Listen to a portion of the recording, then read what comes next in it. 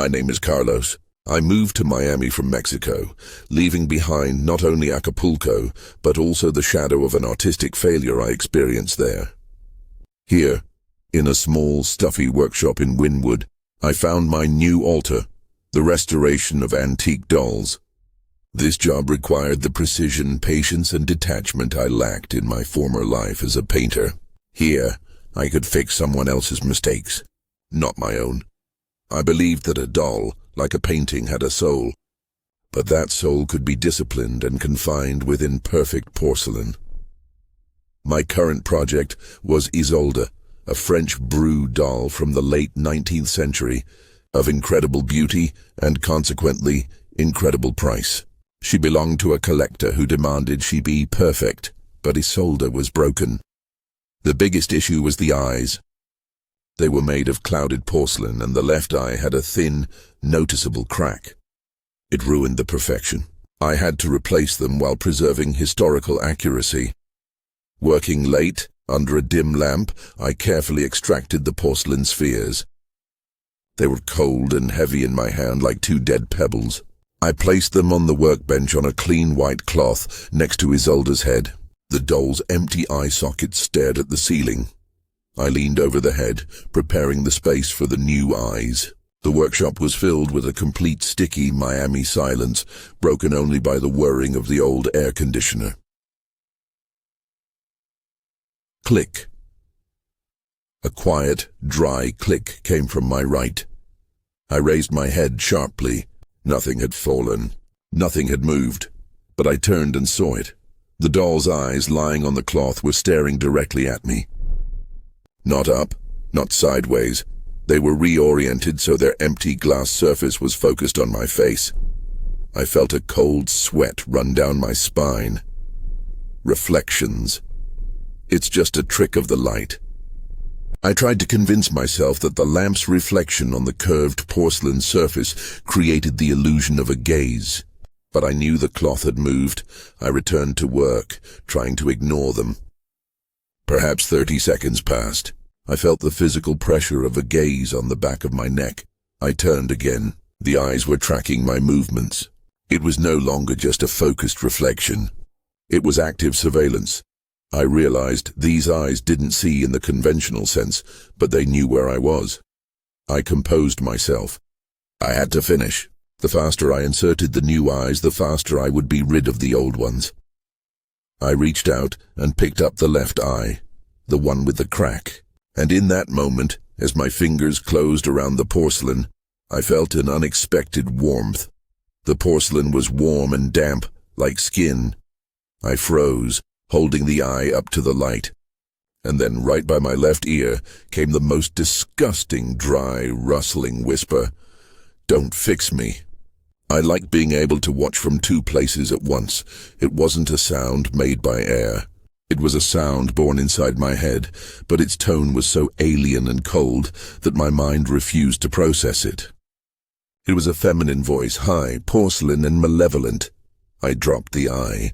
It bounced off the table and hit the wooden floor. "Who's there?" I screamed in response. Silence. The perfect, sticky Miami silence. I picked up the eye. The crack was longer. I realized that Isolde's essence did not want to be repaired. She wanted to spread. The porcelain was her prison, and the crack was her loophole. With a trembling hand, I installed the new, flawless porcelain eye. Isolde now looked at me with one perfect glassy stare. I gathered my tools and fled the workshop. I returned in the morning. I had to convince myself it was just a nervous breakdown caused by exhaustion and caffeine. I forced myself to install the second eye. As soon as I did, Isolde became perfect, but in her flawlessness was a cold, repulsive life. I prepared to discard the old cracked eyes. But on the cloth there were three. I distinctly remembered there being two. I picked up the third one. It was smaller, dirtier, and it had a noticeable brown spot, like a pupil. I felt a cold pierce my fingers. This eye stared at me with such persistence that I couldn't look away. I put it back down, and immediately heard laughter. A quiet, rustling laugh that seemed to come from Isolde herself, standing behind me. "We are copying, Carlos." I spun around. Isolde was standing on the table. She was looking at me. I started searching through journals. I found an old note about the doll. Isolde was part of a triplets collection. 3 similar dolls made at the same time, but the collector only sent me one. This meant Isolde's essence wasn't in the porcelain, but in the idea of the perfect doll, and she was creating her sisters from whatever was nearby. I looked at the table. Next to the doll's head was my work glove, which I'd forgotten the evening before. It was now stiff and twisted, and another 4th eye gleamed in its clenched fist. The horror for me wasn't ghosts, but the loss of control. I couldn't allow my workspace to be infected by imperfect, chaotic reproduction. I began the reverse restoration. I removed the flawless new eyes from Isolde and replaced them with the old cracked ones. I decided that Isolde must be sealed in her original broken form. As soon as the cracked eye was back in the socket, I heard a drawn-out, screeching moan that filled the workshop. The moan was like the grinding of porcelain against porcelain, but the extra eyes on the table stopped watching. They became just dead stones again. I breathed a sigh of relief, but my victory was short-lived. I went to the back room to burn the extra eyes. When I opened the drawer where my old beloved porcelain set was kept, a set I brought from Mexico and never used, fearing damage, I saw it was shattered, not into pieces, but into small, perfectly round porcelain spheres, and in the center of each shard, like a tiny brown pupil, was a drop of my blood. The doll used my fastidiousness and my love for porcelain to shatter my personal boundaries. I looked at the mirror in the back room. I saw that my own eyes were red from strain, and then I noticed a strange, unnatural reflection appeared in my pupils. It was too white, too empty. I heard a new whisper that was closer to my inner ear than the previous one. "You are not perfect, Carlos. Your eyes, they are tired. Let me help. Let me become your underglazed porcelain." I knew that if I allowed myself to sleep, she would enter my own eye sockets. I hadn't slept for 4 days. I worked to seal Isolde. I found the sturdiest wooden box, nailed it shut, and wrapped it in chains. I wanted to bury this porcelain. All that night I felt watched. I didn't see the extra eyes, but the entire workshop was looking at me. I heard the squeak of my old leather boots, and that squeak turned into a conversation. "He's not sleeping. He's hurting. Soon we will watch over him." I couldn't distinguish the real squeak from Isolde's voice. I sealed the last chain on the box. I felt Isolde inside was exulting. She got what she wanted, absolute attention and fear. I collected all the other eyes and porcelain shards into a bag. I decided I would take them to the sea. Water is the only thing that can destroy porcelain. On the way to the coast, when I stopped at a traffic light, I looked at the dashboard of my old Chevy. The speedometer, the tachometer, the fuel gauge, they were all eyes, round black, and they were all looking at me. When I started driving, the speedometer needle wavered, and I heard a new voice coming directly from the radio. "Don't rush, Carlos. We want you to see everything." The panic was physical. I floored the gas, knowing I had to throw the bag away. I drove out onto the pier. The moon was full. I pulled out the bag, I swung it and threw it into the dark. Oily water. The bag of porcelain let out a terrifying, piercing screech as it hit the water. And in the same second, I felt a blow from behind. My old Chevy started by itself and swerved onto the pier. The headlights came on, blinding me. Inside the car, I saw Isolde. She was sitting in my driver's seat, not in the box, but free, and her eyes, 2 perfect porcelain eyes, were wide open. "You're not leaving, Carlos. You are our restorer." She pressed the gas. The car lunged toward the edge of the pier. I jumped aside, dodging the headlights. I heard the screech of metal, the gurgle of water, and then everything went silent. Silence, a perfect, wet, nautical silence. I was left standing on the pier. Without the car, without the doll, free, but when I turned to walk away, I saw one single thing lying on the clean, wet concrete of the pier. It was my own. Perfectly round, white pupil fallen from my eye. I closed my eyes. But I already knew Isolde had won. She took my eye, and now she saw through my eyes. I ran, but I knew I was no longer Carlos. I was the workshop through which she viewed the world, and she was waiting for my second eye socket to crack with fatigue. My only fear, becoming perfect. And the day I stopped being afraid, I would become her last, most perfect doll. Carlos didn't return to the workshop. He left it sealed like a tomb. He was homeless in Miami, a man hiding from his own sight. He hadn't just lost an eye. He had lost his peripheral vision, and he had lost privacy. Isolde watched through his left eye socket, and her gaze was a cold, constant surveillance. Initially, it was physically unbearable. The left eye didn't blink in sync with the right. He felt constant strain on his retina, as if his eyeball were being forcibly turned in a direction he hadn't chosen. Isolde forced him to look at imperfection. As he walked down the street, Isolde made him fix his gaze on the cracks in the asphalt, the rusty car parts, the ugly seams on buildings. It was her constant lecture that everything around was broken. See, Carlos, nothing is perfect. And you are broken. The voice rustled in his head. The greatest horror was that he felt her pleasure. When he felt disgust for the world, Isolde's cold, porcelain delight seeped into his consciousness like an echo. He could no longer sleep. When he closed his right eye, the left remained active. He saw complete darkness, but in that darkness, images slowly appeared, not dreams but old, painful memories that Isolde played like a film. She showed him her own memories. Old black and white images of European salons, where she stood perfect and motionless, observing human vices and quarrels. She showed him how she craved movement and how she hated people for their sloppy emotions, and she showed him his own guilt.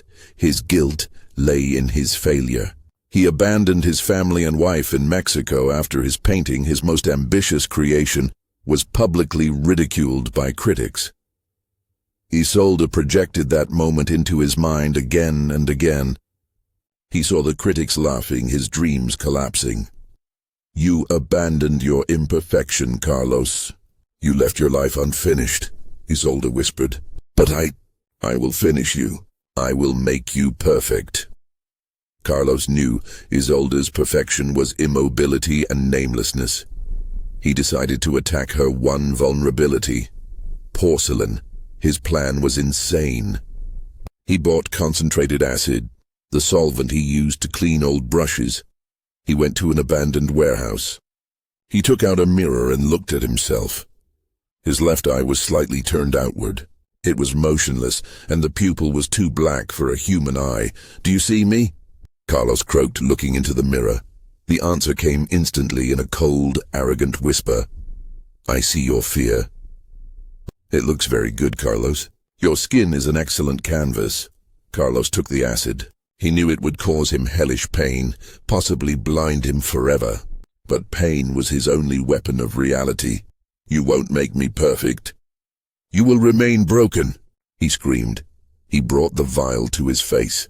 In that moment, Isolde countered. She forced his right eye to blink and locked his vision. Carlos saw himself in the mirror. But he didn't see himself, he saw Isolde.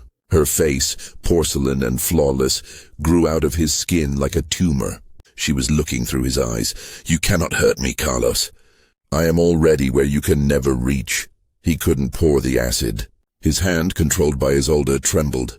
He couldn't bring himself to disfigure the body that now belonged to her. He dropped the vial. The acid spilled onto the floor. Carlos collapsed. The victory was absolute. After that, Carlos surrendered. He became a shell that Isolde used. Her goal changed. She needed not only to see, but to feel through him. She began to experiment with his emotions. When he saw joy on the street, Isolde filled his consciousness with sharp, hissing envy. When he saw love, she induced dull disgust. She filtered all human feelings through her prism of porcelain contempt. She made him buy porcelain. He returned to his locked workshop. Of course, Isolde knew where the keys were. He started to work, but he was not doing restoration. He was creating. He mixed the porcelain paste, and all the while, Isolde sang an old French lullaby in his head. He sculpted doll heads, small, perfect, hairless, and faceless blanks. Into each one he put a piece of his fear or his guilt. He was creating new prisons for his emotions. When he sculpted the third head, he understood what he was doing. He was creating the triplets. He was fulfilling Isolde's order for a perfect family. He tried to resist. As his hands sculpted the curve of a porcelain forehead, he used the power of his mind to try to change the shape, to give it imperfection. He tried to make the doll ugly, but the hands were Isolde's workshop. They moved with absolute machine-like precision. "Quiet, Carlos. Don't spoil my creation."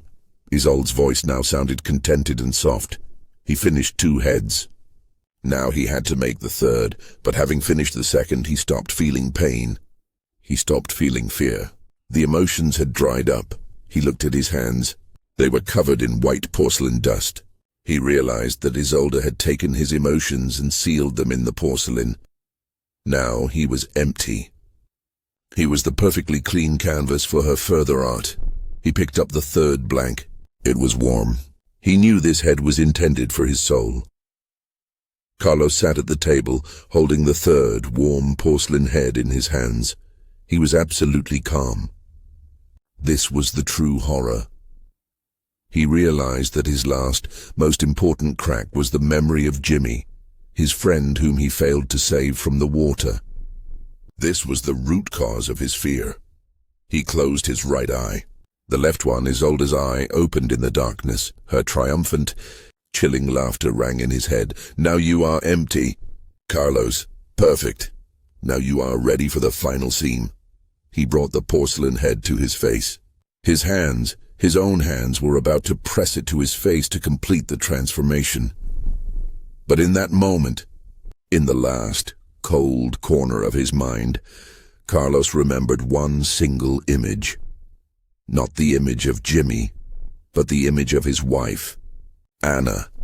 The way she cried when he left, and how imperfect and alive her face looked.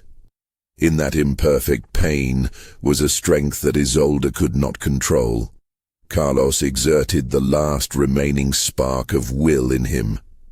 He focused it on the left eye, Isolde's eye. He felt something crack, not porcelain, but his own bone. Carlos, by the force of his will, made the left eye blink, not gently, but with a sharp, convulsive spasm. Isolde's eye, affixed to his skull, cracked open. The loudest, most piercing, feminine shriek Carlos had ever heard erupted in the workshop. It was the scream of shattered perfection. The darkness in his left eye socket exploded. Carlos fell. He lay on the floor, his body shaking with convulsions. When he came to, he was alone. He carefully touched his left eye. It was intact. It blinked in sync with the right, but now it was completely blind. Isolde was gone. Carlos got up. He left the workshop forever, leaving the 3 porcelain heads there. He returned to Mexico. He found Anna. He hugged her, and her imperfect tears were the most beautiful reality for him. He no longer restored dolls. He began to paint again. He painted faces full of imperfections, wrinkles, and living pain, but his art was unusual. All his paintings were faceless because he couldn't bring himself to look at them, and on every painting in the bottom right corner, he painted a single, perfectly round white pupil. He painted it with his right eye closed, relying only on the memory of his left blind eye. He knew Isolde was waiting. She waited for him to create the perfect space in his art to return and complete him. And as long as his art was imperfect, as long as he remembered the pain, he was safe. But he knew that one day, if he created a masterpiece, there would be a space in it that Isolde would gladly fill, and then he would see the world again, but through her porcelain eyes.